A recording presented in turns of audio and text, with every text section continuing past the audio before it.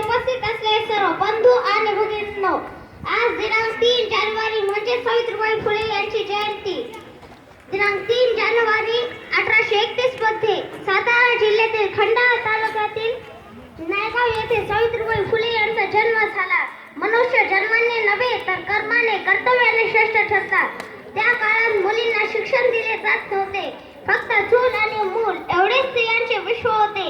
अशा प्रतिकूल वाईट परिस्थितीमध्ये सावित्रीबाई फुले यांचा विवाह महात्मा ज्योतिराव फुले यांच्याशी झाला.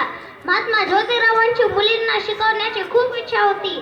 त्यासाठी त्यांनी पहिल्यांदा आपल्या मुलींना शिक्षण दिले व समाजातील इतर मुलींना शिक्षण देण्यासाठी सन 1848 मध्ये पुण्यातील भिडे यांच्या वाड्यात मुलींची पहिली शाळा काढली. मुलींना शिक्षण देताना समाजातील काही दुष्ट लोकांनी सावित्रीबाईंना खूप त्रास दिला, परंतु ज्ञानदानाचे कार्य त्यांनी चालूच ठेवले. आज समाजातील सर्व मुलींवर व स्त्रियांवर सावित्रीबाईंचे फार मोठे ऋण आहे.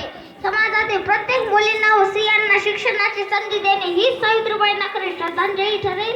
महात्मा ज्योतिरावांनी स्त्रियांच्या वाईट परिस्थितीबद्दल एक उक्ती सांगितली. विद्येविना मती गेली, मतीविना नीती गेली, नीतीविना वित्त गेले,